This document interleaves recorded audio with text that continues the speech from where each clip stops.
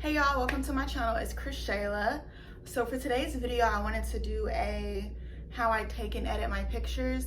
So recently I've been taking a social media break, but I decided I wanted to get back into it and I'm ready. And this time I'm going all in. I'm just gonna do one outfit today because I'm just now getting back into it and I don't want to overwhelm myself, but I really need to go get some water, so I'll be right back. So guys, today I'm just gonna teach you how I shoot and take my pictures and a few tips and stuff as well. So if you wanna take pictures like these, and these, hit the like button and keep watching. I'm just gonna start with a couple of tips. The first thing that you're gonna need when it comes to taking like Pinterest worthy Instagram pictures and also Pinterest as well, cause go figure, you're gonna need a tripod. I'm gonna link a tripod in the description below that I use. I found out about this tripod from a influencer that I follow. It's literally the best tripod I've ever had. Now for step 2, you're going to need to make a mood board. The reason why I say make a mood board is because if you're awkward in pictures or you feel a little like not that confident, a little scared, a little stiff, having a mood board, it'll help you get into the mood and the mindset, and it'll just show you what to do instead of like being like this or this or this, you know what I mean? You'll be able to know how to pose because you'll have an example, you know what I mean? Okay, so this is an example of a mood board that I mean. You don't have to go into this much detail. This is just what I like to do. You can simply use Pinterest. So I like to open up a new page on Notion and make little notes, and then I'll find pictures on Pinterest that are similar to the outfit that I'm gonna wear. That's also showing me poses. And I'll do this for basically every single outfit so that I can always look at this for inspiration. And that's pretty much it. Then you need to get the outfits. So I'm only gonna be doing one outfit, and it's just gonna be this corset with these gray pants and then these heels that I have on, and this is my hair and accessories. And I'll show you guys the full outfit when we get to the location. Usually I'll do like 2 or 3, but I'm just gonna do one today because I'm just easing back into things and I don't wanna overwhelm myself. So once you have your outfits, make sure you wake up super early. Like for example, I woke up at 7. I kind of feel bad though because I feel like I should have woke up at 5 a.m. but you know what? That's unrealistic. It's unrealistic. 7:30 is good enough. 7:30 or 8 a.m. You need to have your outfits ready, hair, makeup, everything prepared. Usually I would carry everything in a big box or a tote bag. And that's what I would put all my outfits in and everything else. We'll go on a full content day, maybe in, not the next video, but the video after that, we'll do a full content day. Now, it's time for the location. You can't just have any old location. Like I have this place that I go to that looks like Europe, which I mean, I guess not everyone has that type of area near them, which is okay. But I mean, a wall is fine, nature. Stay away from trees though, unless you're doing like a fall shoot. Restaurants, malls, cafes, bookstores. So I'll give you 2 examples. I'll give you an example of a good location and a bad location. So this is an example of the tripod I use that's really sturdy and amazing. And this is at one of the low levels, but as you can see, it goes up 2 more times and it gets taller than me. Let's just say that. And I'm about 5'2". So we have everything. This is the outfit, by the way. I'll give you a better view later, but this is the outfit, the props that I'm using. I'll be using this fan, and I've been wanting a picture with this, and I didn't get to get it last time.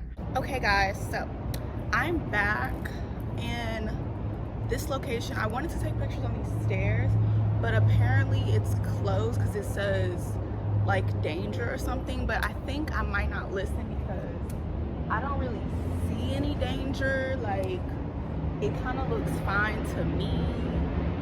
It says sidewalk closed, but this isn't a sidewalk, these are stairs. I wanted to take pictures right here because I thought it'd be pretty. Yeah, it's just not working out because the lighting is on the other side. Okay guys, I found a better place to take pictures. The lighting's a lot better over here than over there. On the other side, it's a little too much right here. It just seems a lot better. I feel like I can make this work. So you ever wonder why influencers always have their picture in the perfect spot on Instagram, like it's not cut off unless they're doing a top shot, but they have their full body, and sometimes it's like hard to do because it's like, how do they even do that? Well, guess what? I figured out the key. What you're gonna do is keep your phone on grid. Like right now I'm recording with the grid on. You keep your phone on grid, right? And your phone is vertical or whatnot, obviously, because that's how you take pictures. Do not take pictures horizontally. It's a no-no. Take your pictures this way, not this way. You understand? Have your camera facing upwards, and you could either use the front or the back. The back is better, but the front just does it every time. Honestly, it's the back that does it every time, but if you can't see yourself, just go ahead and use the front camera. Make sure it's clean. When you have the grid on, make sure that you're in the 2 middle squares in your head, like the tippity top of your head is touching the top grid, not the whole thing, just like this much of the top grid, but your body is in the two middle grids. So this is the picture that I'm talking about. Make sure you're here. You might have to make sure the camera is a little bit further away from you. I'm just gonna screen record me taking pictures on Lens Buddy so you guys can see what it looks like. Okay, so Lens Buddy is basically the best app to take your own pictures with. It just has so many great features. I honestly prefer to take pictures by myself than with other people. I'm just more comfortable that way. Anyway, as you can see, I'm trying my best to be creative with my poses and move around so that I'm not stiff. I literally just learned how to pose, so I'm still getting there. But another thing that I noticed about this clip is that I was a little bit too far away from the camera because my head's not touching the top of the grid, so the pictures came out a little bit too far away. And that's not really good when you're taking pictures with the front camera. If it was the back camera, it'd be totally fine, but the front camera isn't as good as the back. Anyway, just make sure to not be stiff and move around and you'll do great. Another really important thing is to pause and make sure that the pictures you're taking are going to fit in Instagram before you keep taking a bunch of pictures and then find out later they don't fit. As you can see, this one right here does not fit. It's too close up, so the whole thing doesn't fit. This one doesn't fit either because it's too close up. But this one right here is perfect and it fits. As you can tell, there's tons of space at the top and the bottom as well. So this works. Now it's time for the editing portion. Okay, so I start by putting all the pictures in a separate folder and I go in one by one and edit them in the iPhone setting. I personally prefer to edit them in the iPhone app because, well, just the iPhone camera roll. Just because it's everything that you need is already there, so there's no point in going to a third-party app to do the same thing that you would just do on the iPhone.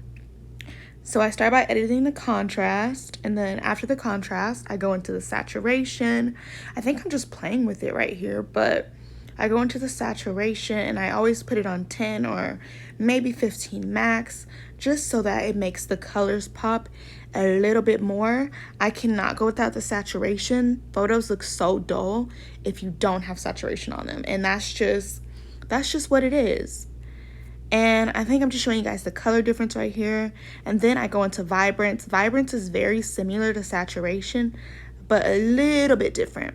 So I always do the saturation and the vibrance exactly the same so that they coincide with each other, if that makes sense. But they just make the photo look better, makes it more colorful, if that makes sense. So I'm just showing you guys the color difference, if you can tell. And then I go into sharpness and I set it to 20 or 15. It really just depends on the photo, but sharpening the photo makes the photo look more clear, if that makes sense. And that's pretty much what I do for my editing. And right here I was just going in again, but I don't think that I'm going to edit this photo really. I just was checking, if that makes sense. Beware, because this recording is going to be pretty long. And then I add those edited photos into the album, the Summer Pics album, because they've all been edited. And I'm just checking to make sure everything's good. And they look pretty good if you ask me. I thought I had another part that I edit, but I actually don't see it, so I'm trying to figure out. I also went into Facetune and just smoothed out my face. I thought I had that clip in here, but I guess I didn't. I might have to go back, but I'm not sure.